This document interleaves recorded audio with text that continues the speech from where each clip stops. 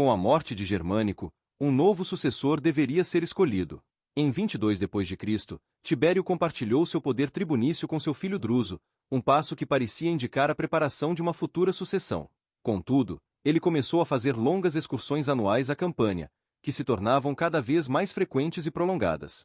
Em 23 d.C., Druso morreu em circunstâncias misteriosas, e Tibério não fez esforço algum para nomear um novo herdeiro imediato. Em 26 d.C., o imperador mudou-se para a ilha de Capri, retirando-se quase completamente da vida pública. Capri, localizada próxima à costa da Campânia, era conhecida como um refúgio para as elites romanas, que apreciavam um estilo de vida tranquilo e helenizado, centrado no lazer e na contemplação. A partir desse ponto, Tibério governou o império de maneira cada vez mais distante, delegando a administração cotidiana a seus subordinados, enquanto a instabilidade política e os rumores de conspiração continuavam a crescer em Roma. Lúcio Hélio Sejano serviu a família imperial por quase 2 décadas e alcançou o cargo de prefeito pretoriano em 15 d.C. Com o tempo, à medida que Tibério se afastava cada vez mais das responsabilidades do governo, ele passou a depender cada vez mais de Sejano e da Guarda Pretoriana, uma força militar encarregada da segurança do imperador e da cidade. No entanto, sabemos que os pretorianos não eram confiáveis.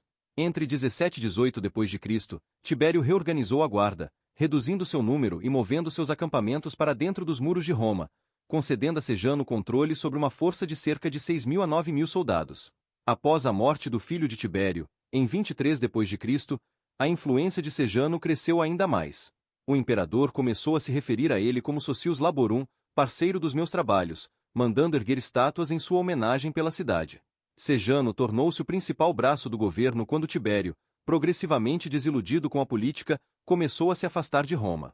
Em 26 d.C., com a retirada definitiva de Tibério para a ilha de Capri, Sejano passou a controlar não apenas a administração cotidiana do império, mas também a comunicação entre Roma e o imperador. Sejano, embora influente, nunca foi nomeado herdeiro oficial. Em 25 d.C., ele tentou se aproximar da família imperial pedindo a mão de Lívila, sobrinha de Tibério, mas teve de retirar o pedido após pressão. Mesmo assim, ele manteve uma relação secreta com Lívila, e juntos, os dois planejavam aumentar sua influência. Após a morte da poderosa matriarca Lívia em 29 d.C., Sejano ficou sem barreiras significativas ao seu poder.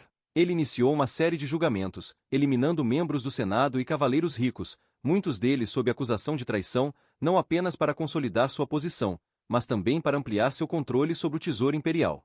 Nesse processo, a viúva de Germânico, Agripina, a Velha, e seus filhos Nero e Druso foram presos e exilados, morrendo em circunstâncias suspeitas. Dos filhos de Germânico, apenas Calígula e suas irmãs, Agripina, a jovem, Drúxila e Lívila, sobreviveram ao expurgo. Em 31 d.C., Sejano foi nomeado cônsul ao lado de Tibério, que permaneceu ausente em Capri. Neste momento, ele começou a conspirar mais abertamente para se colocar na linha de sucessão, cortejando alianças com famílias ligadas aos Julianos, a fim de se posicionar como possível regente do jovem Tibério Gêmelo ou de Calígula. A relação de Sejano com Lívila, que teria sido sua amante por anos, foi posteriormente revelada como parte dessa trama. Em outubro de 31 d.C., Sejano foi convocado para uma sessão do Senado, onde uma carta de Tibério foi lida denunciando sua traição e ordenando sua prisão imediata. Ele foi detido e executado no mesmo dia, junto com vários de seus aliados mais próximos. A Guarda Pretoriana, anteriormente sob seu comando, foi reorganizada sob liderança de Névio Sutório Macro. Após a execução de Sejano, novos julgamentos por traição ocorreram em massa, afetando principalmente famílias aristocráticas com vínculos políticos com ele ou com os Julianos. Muitos foram executados, e suas propriedades confiscadas pelo Estado. A descrição de Tácito sobre esses eventos destaca o aumento da severidade de Tibério. As execuções eram agora um estímulo para sua fúria, e ele ordenou a morte de todos os que estavam presos sob acusação de cumplicidade com Sejano. Ali jaziam, individualmente ou em montes, os mortos inumeráveis, de todas as idades e sexos, os ilustres com os obscuros. Parentes e amigos não tinham permissão para se aproximar, chorar por eles ou sequer contemplá-los por muito tempo. Espiões monitoravam cada gesto de luto, e os corpos em decomposição eram lançados no Tibre, onde ninguém ousava queimá-los ou tocá-los. Enquanto Tibério permanecia isolado em Capri, rumores sobre sua vida na ilha começaram a circular em Roma. Suetônio relata histórias escandalosas sobre supostos abusos e excessos cometidos pelo imperador, incluindo perversidade sexual e atos de crueldade. Embora essas histórias sejam frequentemente vistas como exageros, elas ilustram a percepção negativa que a classe senatorial tinha de Tibério e ajudam a explicar como sua reputação se deteriorou nos anos finais de seu reinado. No entanto, alguns historiadores, como Eduard Togo Salmon, questionam essa visão. Salmon argumenta que, durante os 22 anos de governo de Tibério, apenas 52 pessoas foram formalmente acusadas de traição, e muitas dessas acusações resultaram em absolvição. Segundo ele, o que parecia ser tirania era, em muitos casos, uma reação do Senado, que agia por conta própria em vez de seguir ordens diretas do imperador. O episódio de Sejano e a série de julgamentos por traição que se seguiram marcaram profundamente o governo de Tibério e mancharam sua imagem para sempre. A partir da queda de Sejano, o afastamento de Tibério de Roma se tornou definitivo. O império passou a funcionar mais pela força da burocracia criada por Augusto do que por qualquer liderança ativa do princeps. Durante esse período, Tibério viveu isolado, mergulhado em paranoia e atormentado pela lembrança da morte de seu filho Druso. Eventos externos também testaram a estabilidade do império. Houve uma breve incursão da Pártia e ataques de tribos dácias e germânicas em territórios romanos, mas a resposta imperial foi limitada, dada a falta de direção centralizada. A sucessão de Tibério foi um problema mal resolvido. Com a destruição política dos Julianos promovida por Sejano e a morte dos possíveis herdeiros imediatos, restaram poucas opções viáveis. Os nomes mais prováveis eram Calígula, filho sobrevivente de Germânico, e o neto de Tibério, Tibério Gêmelo. No entanto, nenhuma ação decisiva foi tomada para garantir a transição de poder.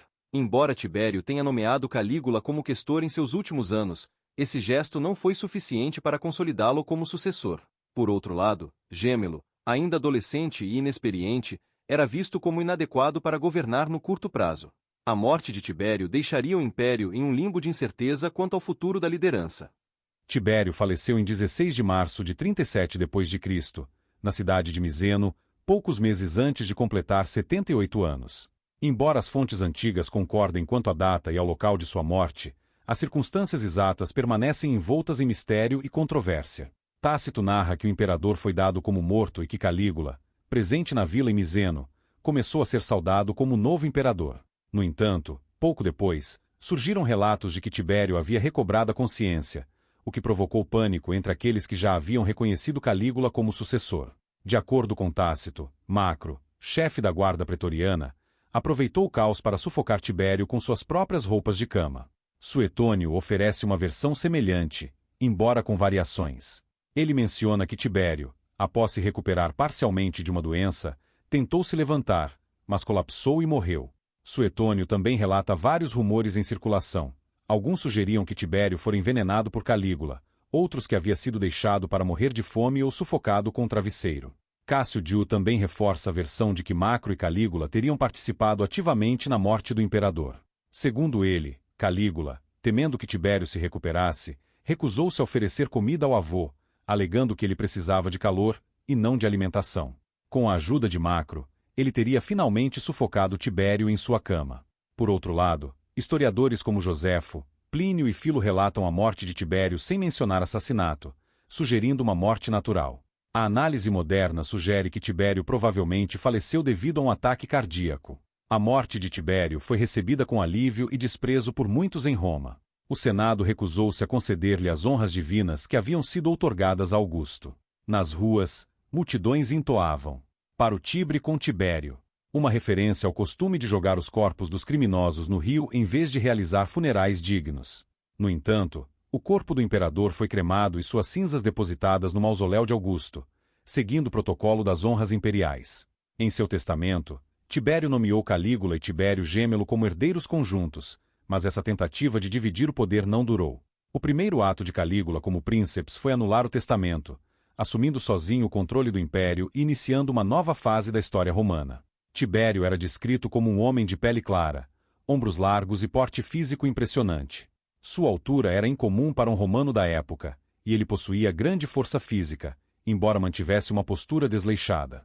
Desde jovem, ele era considerado atraente pelos padrões romanos, mas na vida adulta sofreu com crises severas de acne, o que afetou sua aparência. Ele mantinha o cabelo curto na frente e nas laterais, mas longo na parte de trás, cobrindo a nuca, um estilo característico dos membros da gente claudiana. Bustos de outros integrantes dessa família confirmam essa tradição capilar. Os olhos de Tibério eram maiores que a média, segundo Suetônio, e Plínio menciona que tinham uma tonalidade entre cinza e azul acinzentada.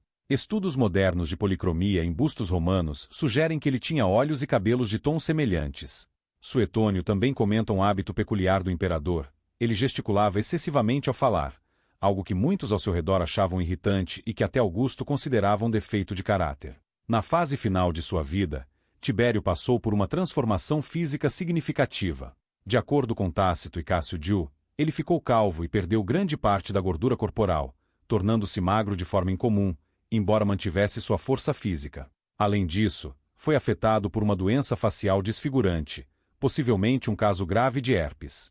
Em resposta ao surto que se espalhava pelo império, Tibério instituiu a proibição de beijos em eventos públicos, tentando conter a transmissão.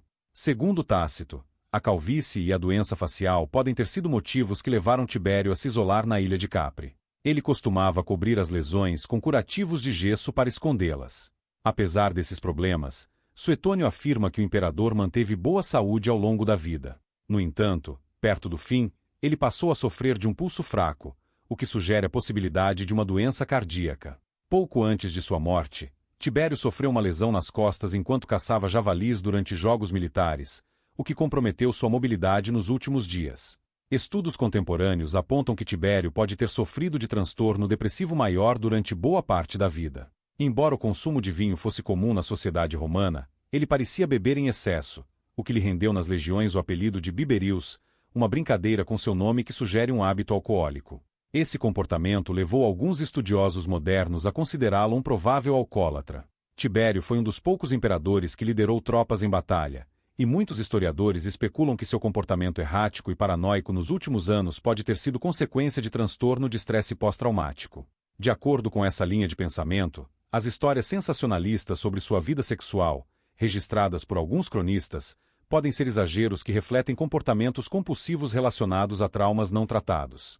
Outros diagnósticos sugeridos por especialistas incluem transtorno obsessivo-compulsivo e transtorno de personalidade esquizoide. O médico e historiador Gregório Maranon, em sua análise do imperador, argumentou que ele também poderia ter sofrido de algum tipo de transtorno de ansiedade. Embora seja impossível confirmar com certeza esses diagnósticos, o isolamento voluntário de Tibério, combinado com seus hábitos excêntricos e episódios de paranoia, reforça a hipótese de que ele viveu grande parte da vida lutando com questões psicológicas significativas. Se Tibério tivesse morrido antes de 23 depois de Cristo, provavelmente seria lembrado como um governante exemplar. No entanto, sua imagem foi comprometida pelos relatos predominantemente negativos dos historiadores romanos. Apesar das críticas, ele deixou o tesouro imperial com quase 3 bilhões de sestércios ao falecer, evidenciando uma administração financeira eficiente. Em vez de embarcar em campanhas de conquista dispendiosas, Tibério optou por consolidar o império. Sua estratégia consistia em reforçar fronteiras com novas bases militares, recorrer à diplomacia e, quando necessário, lançar ameaças militares para manter a estabilidade. Ele evitou intervenções em disputas menores entre tiranos locais, preferindo preservar recursos para situações estratégicas. O resultado desse pragmatismo foi um império mais sólido, cuja estrutura administrativa permaneceu intacta por séculos, sustentando o legado das reformas iniciadas por seu pai adotivo, Augusto. Ao focar na continuidade e na estabilidade, Tibério garantiu a preservação das instituições imperiais, estabelecendo uma base duradoura para seus sucessores. As principais fontes que documentam o governo de Tibério em profundidade são os textos de Tácito, Suetônio, Cássio Dio e Velleio Patérculo. Além disso, fragmentos de obras de Plínio, o Velho, Estrabão e Sêneca, o Velho fornecem visões complementares, embora menos detalhadas. Filo de Alexandria, em Embaixada a Caio, faz breves menções ao período. Tibério escreveu uma autobiografia, descrita por Suetônio como breve e superficial, mas esta obra não sobreviveu. O relato mais extenso sobre Tibério é encontrado nos Anais de Tácito, que dedicam 6 livros ao seu reinado. Tácito, um senador romano nascido durante o governo de Nero, tinha acesso às atas do Senado e às acta diurna, registros públicos com atos governamentais e notícias da corte. Ele também utilizou como fontes discursos do próprio Tibério e os escritos de contemporâneos como Marcus Cluvius Rufus, Fábio Rústico e Plínio, o Velho, todos perdidos com o tempo. Tácito é notório por sua análise política e psicológica do governo de Tibério, enfatizando o caráter ambíguo do imperador. Sua narrativa apresenta um declínio gradual no comportamento e na política de Tibério, com uma ruptura decisiva após a morte de Druso, seu filho, em 23 d.C. A narrativa de Tácito, e em parte de Suetônio e Dio, retrata o governo dos Júlio-Claudianos como autoritário e moralmente falho. Tácito sugere que a conduta inicial de Tibério, marcada por moderação e competência, era fruto de hipocrisia. Com o passar do tempo, à medida que o reinado avançava, Tibério foi se afastando das práticas republicanas e governando de forma cada vez mais tirânica, particularmente após a consolidação da Lei de Maiestas. Esta legislação, revivida sob Augusto e aplicada com mais intensidade por Tibério, permitia julgamentos por traição e se tornou uma ferramenta poderosa para eliminar adversários políticos.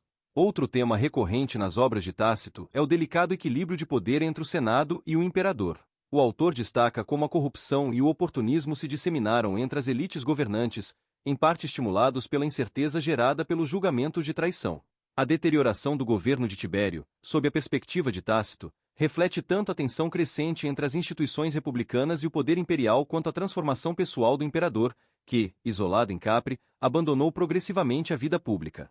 Em última análise, a opinião de Tácito sobre Tibério é melhor ilustrada por sua conclusão do sexto livro. Seu caráter também teve seus períodos distintos.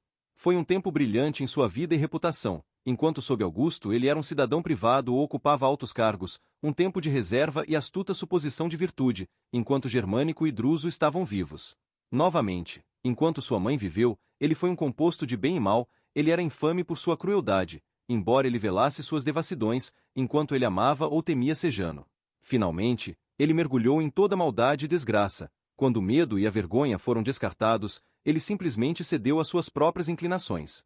Suetônio era membro da ordem equestre e ocupou cargos administrativos durante os reinados de Trajano e Adriano.